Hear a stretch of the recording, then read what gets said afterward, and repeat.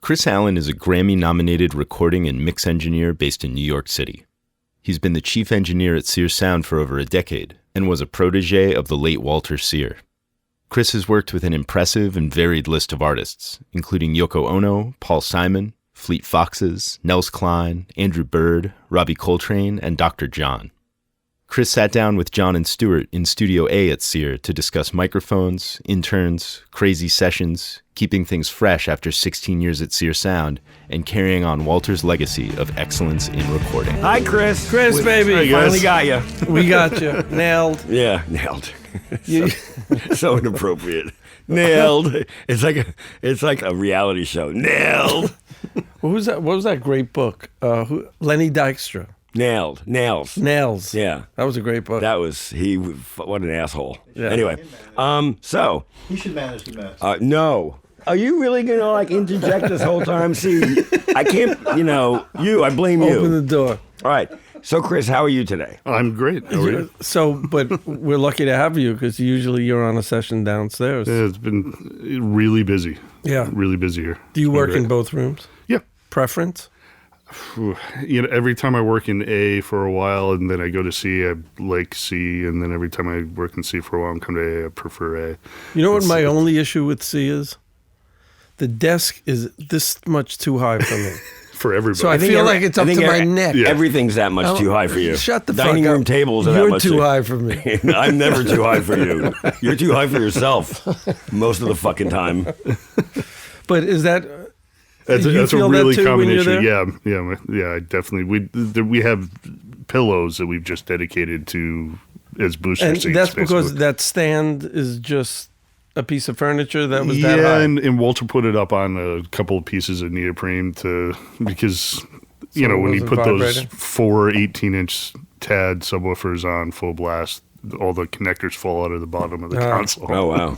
So you needed to be there. Yeah, it helps. How is it possible that they're using all the mics right now downstairs? Yeah. Well, they got a shitload of people down there. Yeah, 19, but they have a shitload of microphones. Yeah, well, he's not using all the mics, but he's using all the choice mics. I did a date down there a couple of weeks ago where it was, I don't know, maybe a dozen players. And I remember at the end of the session, I'm looking at the corner and there's like 50 mics Yeah. that I haven't used. So And we have 2 closets, too. There's a closet on each floor that has easily 100 mics in each closet. that are not... Well, he just wanted I guess he's doing all tube stuff. He's ribbons. he's a lot of tubes, a lot of ribbons. I think there's a ribbon mic on every one of the brass players, and then a lot of room mics and whatnot. And he's doing top and bottom tom mics even. On Doesn't the he know drums, we're so doing a he's using fucking lot. podcast up I know. here? I mean, Come on, A give us fucking some mic. Podcast about fucking. Hey, some so is it, you know the guy downstairs? No. Stewart? No. What's his name? Brian Montgomery. But you said he was at Avatar before. He was at Avatar for a long time. Yeah. He never assisted for you, or No, not that I know of. Badass. Told Yeah. about it. He's great. Super nice guy. Does he work out here a lot now? He has been. Yeah, especially these larger ensembles. Right. Is that because Avatar's like under renovation, or? Yeah, it's inaccessible right now. Well, So you've seen a lot of spillover from them not being there? Yeah, we've been doing a lot of cast albums and stuff, which we don't typically Right. have to do. right. And Are those fun? no, it's an incredible amount of work. The people that do it for a living, I admire their energy level. It's incredible. And it's not the style of music that No, you would listen to. No, I've never got the craving to listen to Rent. right. You're a klezmer guy, right? That's right. Hardcore klezmer. Hardcore. Metalcore klezmer. But what did you grow up listening? Like, what's your background? A lot of classical music. I was a trombonist that played classical trombone. Wow, like nice. Walter. There you go. Yeah, well, that was the first thing he said in my interview. Well, no, second thing. First thing he said in my interview was, "Would you like a cigarette?" And when I said yes to that, Right. a big smile, and he said, "So I see here you're a low brass player." I said, "Yes." He said, "All right. When can you start?" Nice. It was really the 2 main requirements Amazing. of the job. Do you still play? No, not so much. I've recently got into buying instruments again, but it's not as much fun as it was when I was a kid. Right. Trombone at least. I mean, Right. Yeah. It's just like, So obviously, the fact that you can read music comes in super handy it's helped a on the lot. jazz Oh, I bet. dates. And, on honestly, on film score dates more than anything. right. Right. To be able to follow along, even if it's just to place markers. Yeah, knowing where everyone's at. And Yeah, I think that's got to be helps a lot. crucial, right? You read, right? I can't imagine, like I don't, but I can't imagine following along with any of that stuff. You know what I mean? If you didn't it's read. very helpful. Yeah. And especially when I'm editing later and I'm mixing later, Right. if there's a score that I can follow, I can find those lines that I didn't know, I'd maybe had been buried, and I can bring right. it forward. There and you whatnot. go. Right. But people aren't giving scores out that much Right. anymore. No, really? Yeah, on the film score stuff, I almost Ask always for get a it. score and Right. ask for it. But on the jazz projects, once in a while you get like a chord chart, and that'll be about it. If they bring a string session in, that kind of thing, then they'll always have real charts to follow. Right. So how long did you assist before you started engineering? Here, I don't think it was a year and a half, honestly. Did you start assisting or did you intern? I started as an intern, Right. but Walter treats interns differently than other studios. We were always in the corner in the control room. You got to keep your ear open because Roberta's going to page you and yell at you for Right. not answering her. But he wanted everybody to learn. We were no use to him if we were going to just sit there and not Right. learn. So, I come from Clinton, spent about maybe 4 or 6 months, something like that there. And that was very strict. Nobody allowed in the Right. control room, I wasn't even allowed to help with the teardown and setup. Interesting. Wow. So what did you And do there?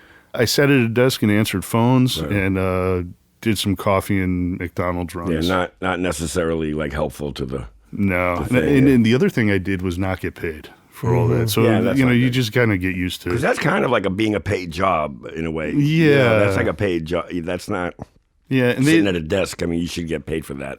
had promoted me to night manager, still unpaid. And Wait until they You promote gotta you. raise. Senior night manager, still unpaid. Executive. Executive night manager. You're still not getting paid. There you go. So I kind of took that as like, I'm not going to be next in line for an assistant position, Yeah. because they're going to try to get as much out of me there as possible. So I had a buddy here from college, and he sent me a text message saying they just fired somebody. And I said, stand by the fax machine. And in front of my manager at Clinton, I faxed my resume to Sear Sound. And I got an interview. That was a Friday. By Monday, Walter gave me an interview. And he was kind enough to give me, I would work mornings for about 2 weeks, so I could put a 2-week notice in and do it right. But that was the best. So how long have Best- you been here? Since February 2nd, 2004. So it's almost 16 years. Wow, that's great. You have any memorable sessions other than the ones Roberta's told us about? I mean, what kind of memories? Fun. Stuff that people can actually. Okay, good. Yeah, Or not. All the Sonic Youth sessions, and he mixed that Rather Rip record. That was fun. Those guys, you grow up listening to those guys, and then they come in and they were exactly what you wanted them to be, and it was so interesting. Every guitar track had like a whole method and a whole approach to it that was different than the one before. I mean, it was that was so much fun. And then, honestly, the Yoko sessions, they kind of, in some ways, came from the meeting the guys in Sonic Youth, and Sean Lennon had come in, and we were supposed to do his record, and it ended up, he was dating a model at the time, of course, and we ended up doing a kind of a EP for her instead.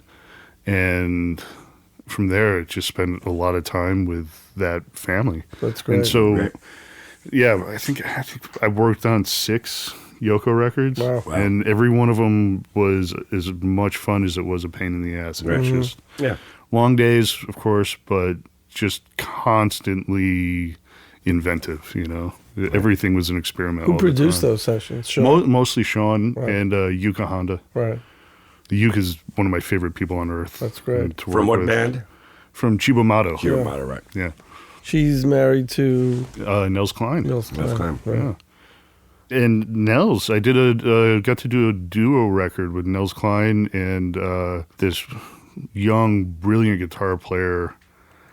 Julian Lodge. Yeah, he's great. Yeah, it was just a duo record we did in this room in Studio A, just the two of them with their amps next to each other and them facing each other. Wow.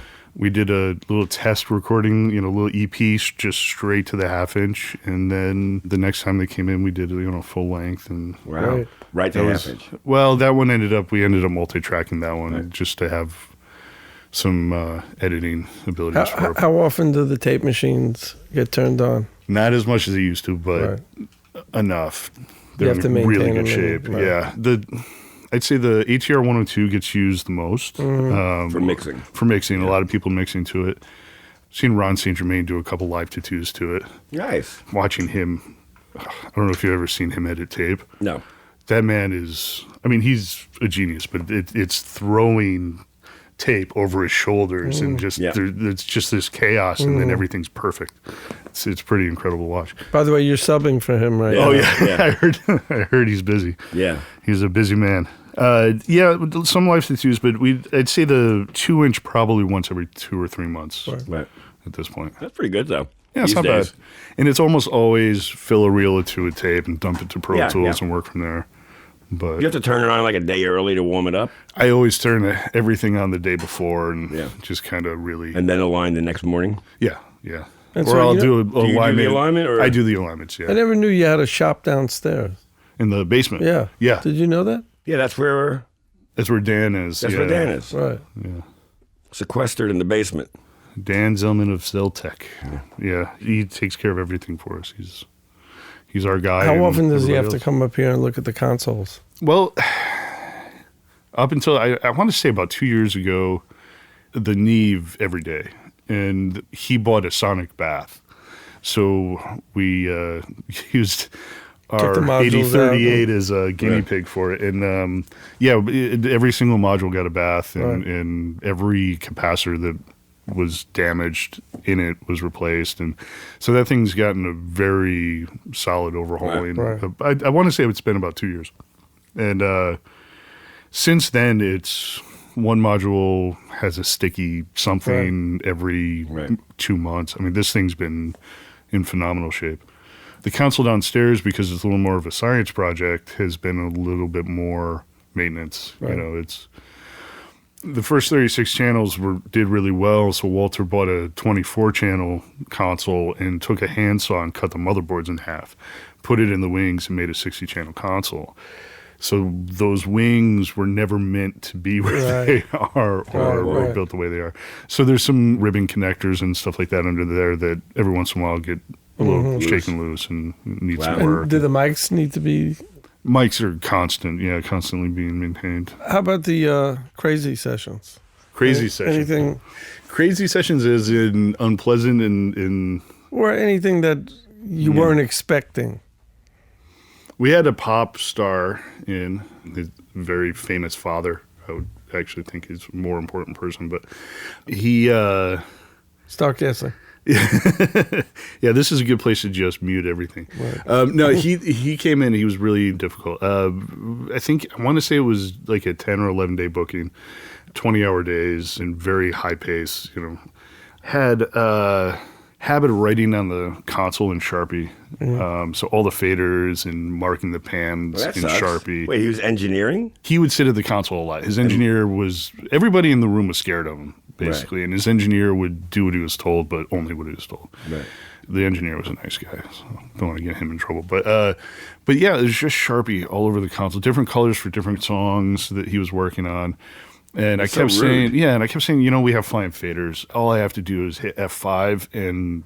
I can get you back to this, no problem. But also, you put tape on the faders and then mark them. Yeah, there's 100 different ways to deal with it other than writing directly on a $90,000 fine fader system. Right. So that was a problem. He could never get the mains loud enough, so he would lay on the volume pot. He eventually snapped the stem right off of it. Plastic stem. Volume pot, snapped it right off. We replaced it with like a nice manly pot, but Walter didn't tighten it enough, so he kept turning it, and it would twist a little bit, and so that was a big deal, and he'd throw a fit about that. And wow. His wife came in at one point in a very, very bad shape after a night out with the girls, and vomited across the whole side of the console and across the floor. And the artist looked up at me and said, "That stinks." And I said, "Yeah." He goes, "Are you going to clean it up?" So that was one of the worst sessions. We actually had an intern that I really liked. I thought he was going to be really great assistant. And he split after that. That was it. I can't wait till this is over because I want to know who the fuck this is. Yeah, so I lost one of my favorite interns in the entire time I've been here. Sorry. Sending him out for fresh papayas in the middle of February. You know, it's like, it was rough. It was rough. Do you guys do any hip hop?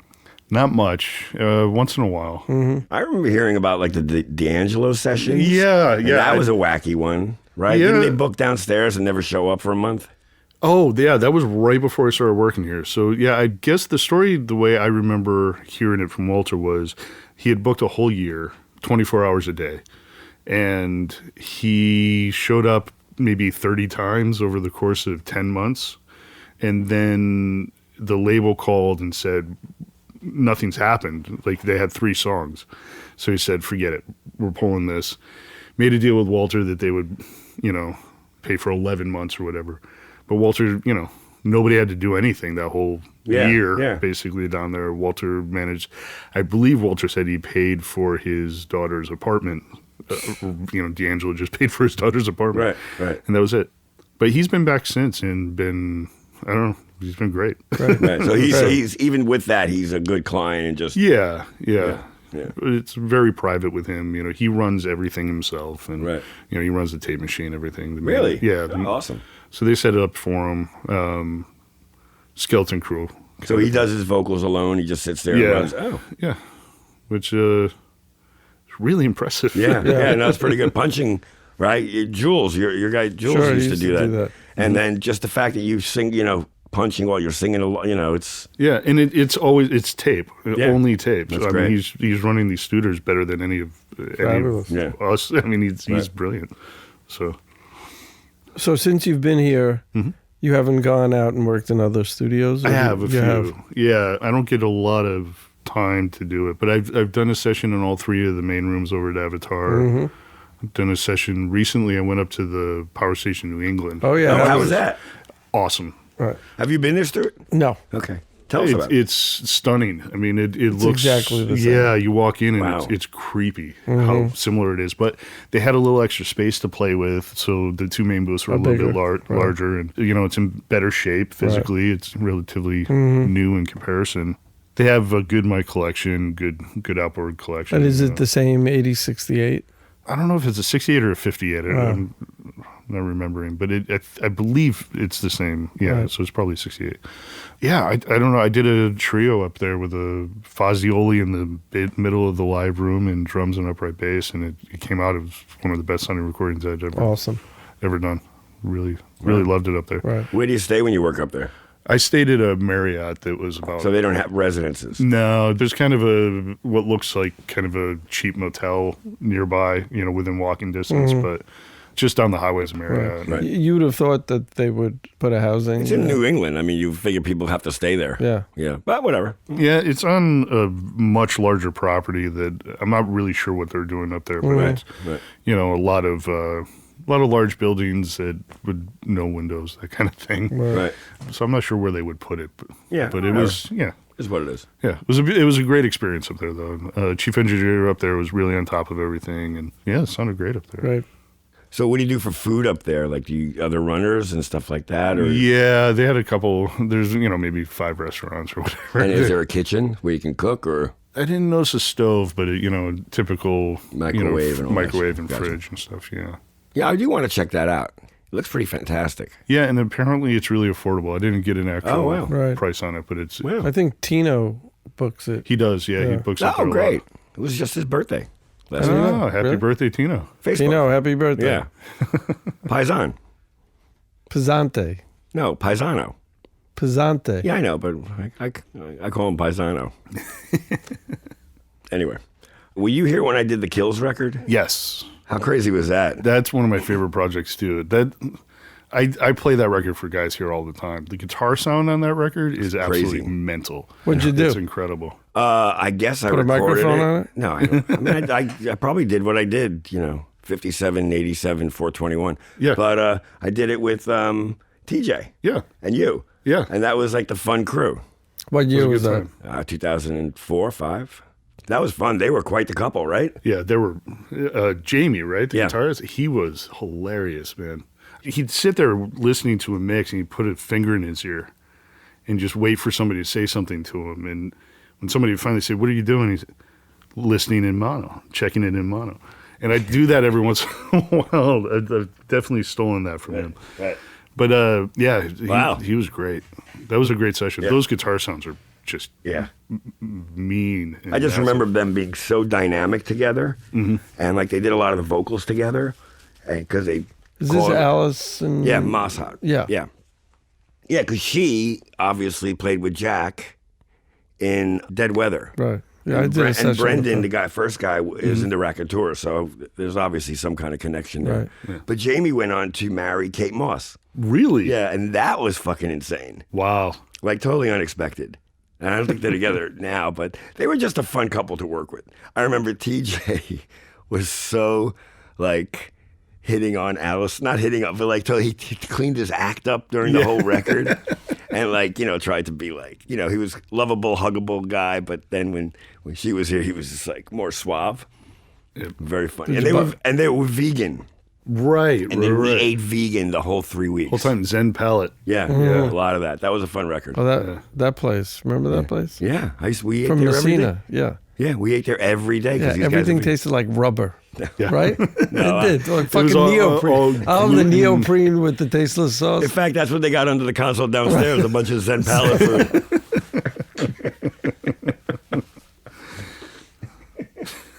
Oh, my God. So what's it like working for Roberta? It's insane. Yeah, what would It's you think? definitely insane. Every morning she's fired up. It's just nobody's doing anything fast enough. Everything's on fire. But I come in every morning and all I want to do is just ease into, we don't have any clients here yet. Right. I'm going to make a coffee. Everything's set up from the night before, so we're good. We don't need to. But she comes in and says, "There's no coffee. Why is this?" So it's insane. So she is the morning wake up call. Gotcha. But she's like my crazy aunt. Yeah. I've known her for a long time at this point, and the most important part of my years, as an engineer. Yeah. You kind of can't help but love her, as crazy of as course. she is. No, I know, of course. Same. Yes, no. Yes, no. Yeah, We went out to eat with her. Right? Oh, man. You weren't here for that. Yeah, I know. I'm so pissed. The guy said, "Do you want to?" Yes, no. Yes, no. Would you like it to be? Yes, no. God, she's such What do you want in your drink? Yes, no. She still drinks martinis, right? No. Oh, what does she drink? A bourbon. Yeah, she drinks Jack. Jack. Oh, my God. So right, they ordered her a drink. It was like this big. She said, "I'll have a double," and it came in 2 different. Oh, my God. Yes, So no. good. No, she's a trip. She's one of those. She's one of those characters. You just kind of picture her as like a character from a movie that that always stands out. Like I've never met anybody like her. I don't think I ever will. I haven't. Yeah. Not at all. And were you concerned after Walter's passing that studio wouldn't? Yeah, that she wouldn't want to do it anymore. And yeah, I mean, Walter was a huge influence on everything I did in and out of the studio. Right. I mean, his advice on a personal level was constant, and somehow that man was always right. No matter what he said, it was right. And yeah, I didn't think this place was going to be allowed to grow. He was constantly building, constantly. If he heard a piece of gear that he loved, he would find a way to get it. And I was afraid it was going to just kind of wither away. But I want to say our last 2 years have been stronger than anything. That's awesome. That's great. I experienced while he was here. But you've kind of walked into those shoes. You're that guy here now. I'm trying to be. Right. Yeah. It's hard to not get complacent after 16 years. But right now we've got an intern and assistant that we just see a huge amount of potential in. So it's really inspiring. You want these guys to learn as much as possible. I don't always feel that. We get a lot of people come through here that you can tell within the first few hours that it's not going to work out. Yeah. Right. But we need the hands, Yeah. you know. So How many kids do you have here? right now, outside of Owen is the other engineer here. Great engineer, great assistant, all around good dude. Yep. And then we have Steve who just started full time, and Henry, and then we have a couple of guys that I don't know if they're going to come through or not. Where do they Not come really through? sure. Schools? Mostly schools. Right. I get guys. There's a couple of guys I graduated school with that are now teaching in audio schools, and so Did you go to audio school? I did. Yeah, You I went did? to Fredonia State nice. near Buffalo, and would Hell, Fredonia. Yeah. Surprising you didn't end up at Tarbox. I know that was part of a dream for a little while, Yeah. but I don't know. I needed New York. I that's think I fine. needed that kick in the ass. Really, Where are you from originally? I'm from outside of Syracuse, from Oneida, New York. Oh, yeah. Small town.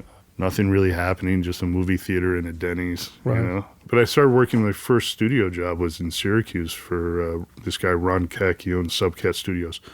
At that point in time, we were working in the den of his house on Pro Tools. It was like a 001 and doing remote recording and bringing it back. So he's the guy that really convinced me to go to school and see, like, is this what I want to do with myself? So I went to Fredonia and I studied trombone and I studied recording, and within, I don't know, maybe by, it was probably the end of my sophomore year, I just realized, like, this is just way more fun. Yeah. And just kind of decided to focus on recording. You know when the last time I was in Syracuse? When? I was in college. And here's what I did in college. In the summer, I used to paint houses. Not the Irishman kind of paint houses, but one summer we went up there and we painted it was the outside of these really nice Victorian. And I'm spraying like this roof up on a thing and with a harness around me spraying. And all of a sudden the weather changes, right? So I'm going, okay, yeah, I better get down. And I get down and the entire block, every car is green spackle. Because you. The entire fucking block. Because of the wind? The wind took it, and I mean, I didn't know what I was doing. The guy hired me, sure. So what'd you do? That's my point. I got in my car and went, boom! Drove to New York. Last time I was in Syracuse. Nice. So if anyone hears this and has a green car at this point, Oh my God. anyway, I digress. You're a I'm much sorry. better engineer producer than No, I'm you are a not. painter. So then you moved here and you stayed here. Yeah. Yeah. It didn't take long to get an internship over at Clinton, and then Right. ran here as soon as I got And the Clinton was opportunity. probably then doing what you guys are doing now, a lot of soundtracks. Yeah, a lot of large, orchestral type. Right. I was never in the control room, right. so I never really got to experience that much. But when I was there was construction happening right up against the back of the building. Right. So there was some trouble maintaining sessions. They were pounding right on the wall of Studio A. When did they close? Not too long after I left. I don't know. It might maybe 2007, 2006. Yeah, that's when Electric Seems- Lady took the console. Right. Oh, wow. Is that the Neve? Yeah. Oh, fantastic. They had two, I don't know if you worked there, but they had two I did rooms. work there, but I don't remember. The exact control rooms, like every piece of gear in each control Right. room with same consoles. Yeah, the only difference was Studio A did not have fine faders and B did. Oh, that's right. That was the only Yeah. difference. But otherwise, all the way down to the Yuri metronome. Yeah, it was- right. Yeah. What a piece of shit that was. No, just kidding. Gear Club. Recommendation. But I did learn a lot over there. I needed to find a place to smoke, and Roger Deller, The tech. The tech, yeah. Oh, yeah, he's at Electric Lady. Yeah, he's an electric lady now. Yeah, I'd go and spend a lot of time in his shop, and Right. he was working on a ingenious ventilation system to get all the pot smoke out of there. But I go have a cigarette with Roger, and he'd show me what he's working on, and so he let me tag along a few times to align the Dolby SR and stuff like that. Nice. And I learned more from Roger while I was there than anybody else. Right. Yeah, so then by the time I got here, I knew how to align a Dolby SR, and Walter loved that, But it was Did they have SR here? no, but when we rent it, Oh, I was, see. You yeah, needed we to rented know. it a lot. Yeah, I would think and it's Walter like- would have been like anti-Dolby SR, right? I don't know if he was against it so much. He definitely didn't think it sounded as good, but I think he realized the benefit People- of the noise reduction Right. was actually making it more useful. Right. And especially with having to compete with Pro Tools, I think anything that kept tape rolling Yeah, it with was good him for was, him, yeah. was So- made him happy. You guys went into the digital domain kicking and screaming? Or he did? He did, yeah. Tom Schick built the first Pro Tools rig here. It was when I got here, we had one 192 8x8 and I think two 888s. And they were in a roll-around big rack, and Walter denied that it existed ever. I think Tom had originally built it with the idea of renting it. And so Walter charged a lot for the Pro Tools rig. And when I got here, I'd spent a lot of time on Pro Tools, and I knew we really needed to upgrade it. So we managed to get a new computer and all 192s and got a hold of Miho at MyTech, to get the clocks useful. And built a nice rig, and then Walter kept charging people $750 a day for it or whatever. Probably because he hated it. Yeah. He was like, I mean, spite charge. If you're going to use it, I hate you. Yeah. Well, people would call, and if Walter answered the phone and they said, "Do you have a Pro Tools rig?" he'd say no. If Roberta answered the phone, she'd say, "Yeah, $750." Right. But I was the only one that really knew how to maintain it or use it. So he realized that people are asking for it constantly. Nobody wants to pay for it. Right. And I think he started seeing his regular clients going elsewhere because they weren't charging for Pro Tools. So we built a second rig for the other room and really hadn't upgraded until about a year ago from there. But it really was hard to get him into it. Yeah. And he still denied. I don't know how. I don't know where the power switch is. Yeah. I don't know how to turn it on. And I'd point at him and he'd light a cigarette and walk out of the does not room. want- yeah. So Uncle Walt. Yeah. Like, oh my God, love that man. And so, do you guys work normal hours? We work weird hours. Yeah, what are normal hours? Yeah. Do you work normal hours? Yeah. What are your normal hours? I'm just curious. I don't work late. You know, I mean, except when I'm working with these guys. the Merkins. The Merkins. What are you? What's your normal hours? I'm just curious. I'm usually out by 8 or 9. Okay, what about you? What are your hours? Whatever we're asked to do. So you work all night sometimes. Yeah. We don't have any kind of. It's not like we're all here at 8 a.m. to open it up or anything like that. But it's if there's a session, if there's no session, we're here noon to 6. Yeah. If we have a bunch of maintenance to do, we'll come in early or stay late, whatever.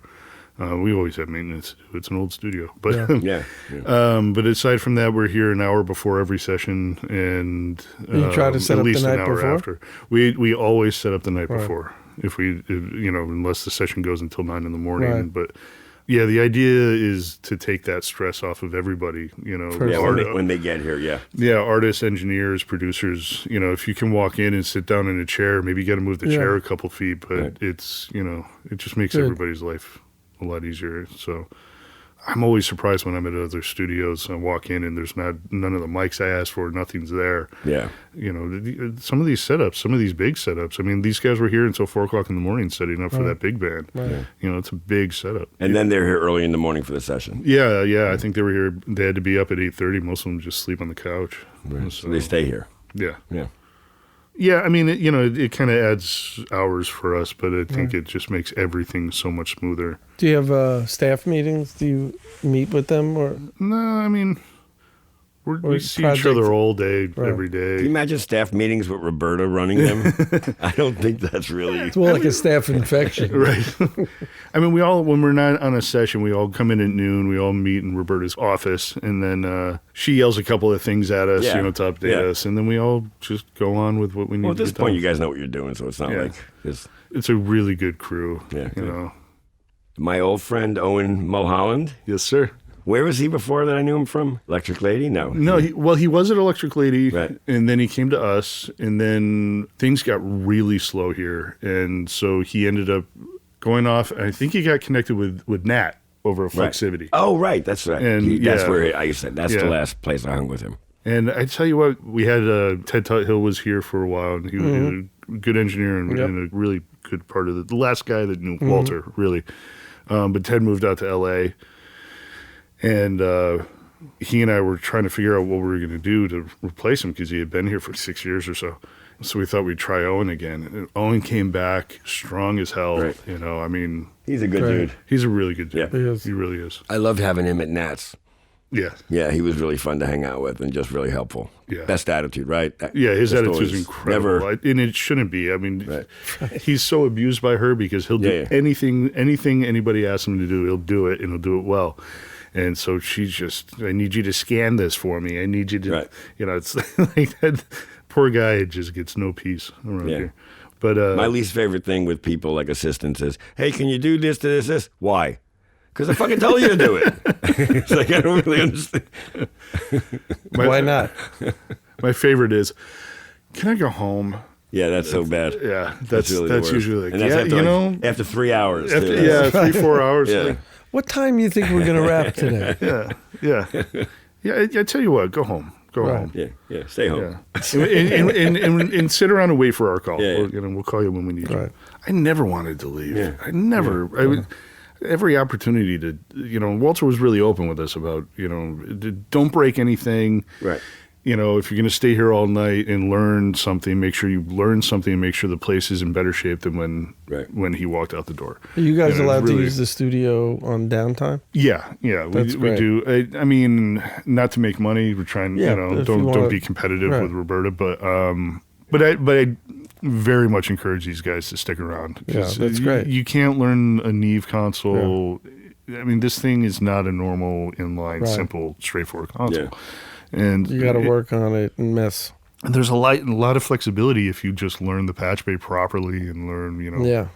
So to get these guys, and we have 300, and not counting the mics that I have here, we have 308 microphones at Sear Sound, and not many duplicates. Right. Well, I mean, we have 8 U67s and 5 47s, but for the most part, there's a lot of one-offs or pairs. And when we're in the middle of a session and somebody adds an instrument or a mic's not working out, and I need somebody to go pick something up, I need them to know what it is. Yeah, So how are you going to know what it is if Right. you've never looked at it, never touched it? Right. So anything these guys can do to learn on their own time, and it's also a really great showing of how dedicated they are to this. Interested. Yeah. I mean, if Owen has decided that he's going to master the Moog. So the last 2 years, he's been staying here till 4 or 5 o'clock in the morning, like 2-3 nights a week, learning how to run that. And he's a monster with Wow. it now. Wow, that's It's great. really Great impressive. to know. Yeah, and Great to it's so it's like these opportunities to learn this stuff. Like if you're just going to go home and watch TV, then I don't think you're really going to stick around. Of the three, you had somebody? I was going to say, the definition of an optimist is? A Moog master with a beeper. Sorry. It's an old joke. It's a 90s joke for you. I had to say that. Of the 300 some odd mics here, if like a great singer came in, which I'm sure there's always, and you had to pick a choice vocal mic. That's hard. It's hard. I always wanted to put up no less than 3 mics. And you try them out still? Try them out. Yeah. We don't, with the jazz records that I've been doing, the budgets aren't there to really spend, you Yeah. can't spend 45 minutes Yeah. picking Yeah. up vocal Shooting it mic. out. But most of these singers, I know their voices, Yeah. Right.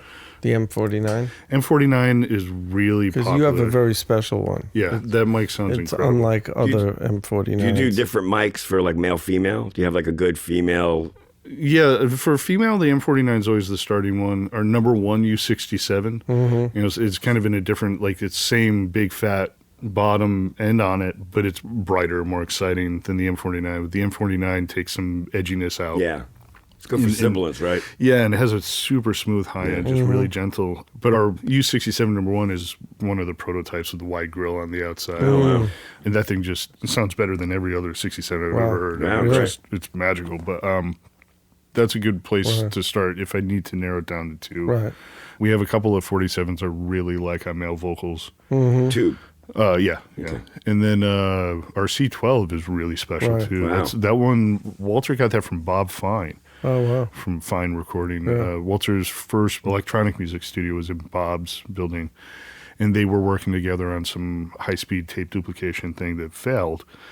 Walter had put some money in and whatnot, and when Bob kind of just got too deep and couldn't get out, he gave Walter his personal favorite mic, which was Wow. the C12, as I'm sorry I can't pay you back. Oh, wow. That's amazing. And so that was, I mean, if that mic was not out on a session, Walter was annoyed. You know, it's like you don't understand how good that mic is. You know? And it's beautiful. And Walter's really thing was always Omni, he loved Omni. Wow. Yeah. He was very into even it. on vocals. Yeah, I know. So crazy.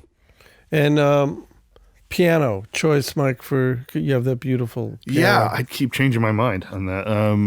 Right now, I've been using 67s inside. Mm-hmm.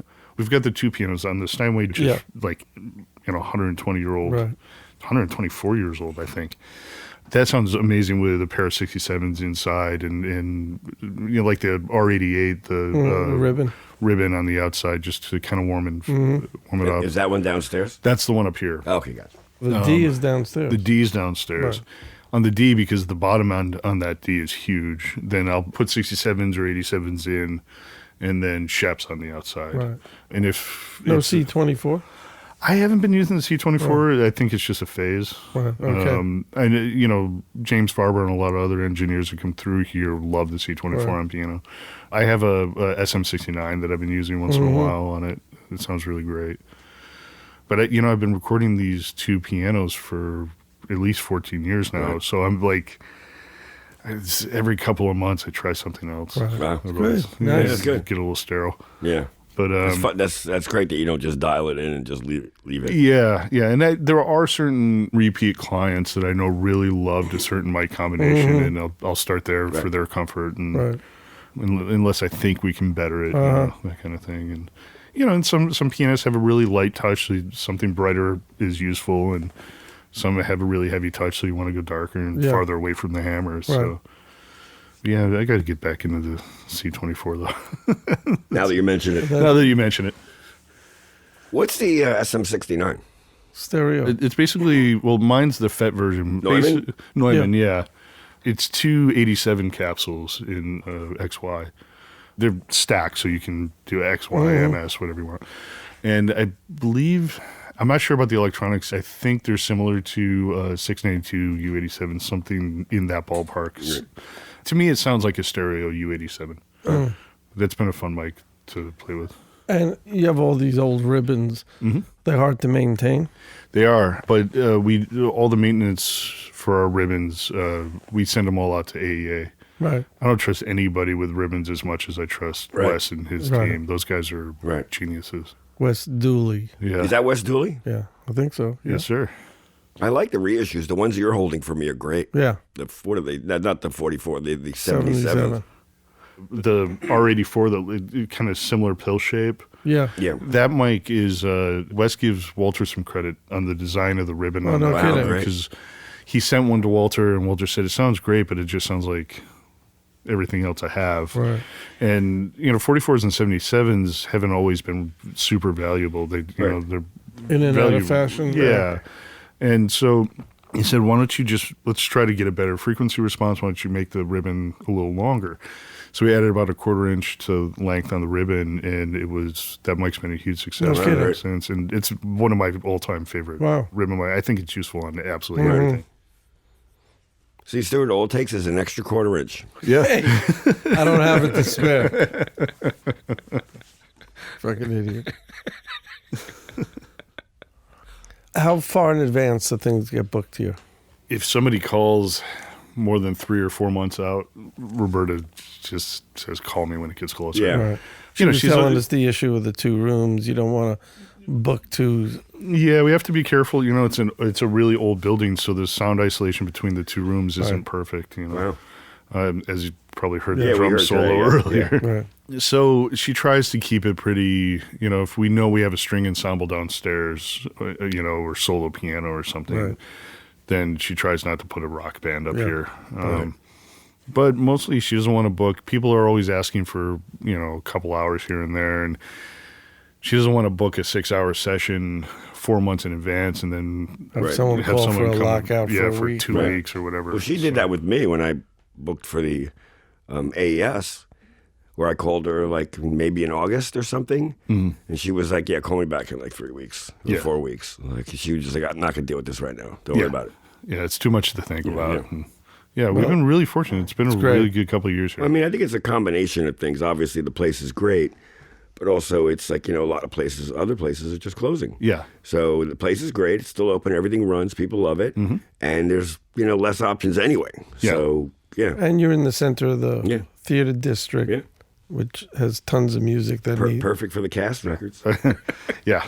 I think Avatar, the spillover from Avatar has been a huge part of it. And, but, I would say the majority of that are clients that had never really been here anyways. Yeah. So now they got a flavor, they got a taste. So hopefully we'll be, when Avatar does open back up, if that's the plan, which it seems to be. Yeah, but there's other places like the Magic Shop closed. And yeah, Magic Shop was a big one. We did get a little spillover, but again, our prices are a little difficult. We can't compete with the Magic Shop. Right. And we don't have to anymore. Yeah, exactly. Which, Walter and Steve, had a good relationship. Oh, they passed a lot of projects back and forth. Yeah. But yeah, I think there's not much. Electric Lady's really hard to book. Yeah. So I don't know. It's been good for us, and I'm hoping we made some new contacts. Right. Yeah. That'll. I bet we'll you see did. again. Yeah. I hope so. I think so. All right, great. Anything else? Anything else you want to talk about? Yeah. You want to explain to us why you stole their pop filters? Oh yeah, they got 300 fucking mics, but I gotta bring pop filters. Well, Chris, thanks. Chris, Absolutely. thank you so much. Sorry it took 4 months. And to you know get what? to It's always great coming here and Yeah. knowing you're here and looking out. Yeah. Because I know even if you're not on a session that I'm doing, you poke your head in and, Yeah, and I'm checks, always I've been seeing trying. that face for 15 years. checks in, make sure we're doing good and you're doing a great job. It's a good here. egg. It's a good egg, this guy. Super. Try my best. Yeah, man. My new thing, the old guy thing I say in sessions, like when people are singing or playing guitar, is I hit the talk back and I point and say, you know what I like about you? And people are always like, what the fuck are you talking about? Hey, kid. You know what I like about you? But the pointing, you got to do the pointing. Because then once you do the pointing, you look really old. Like, get off my lawn. Anyway, thanks, Chris. Chris. Me and Stewie want to thank all you gear clubbers for listening to this crazy podcast we do. If you can, leave a review on iTunes. It really makes a difference. And don't be shy. We love hearing from you guys on the social media at Gear Club Podcast. Don't forget to go to gearclubpodcast.com for Spotify playlists, links and photos for the episodes, and my favorite hot sauce of the month.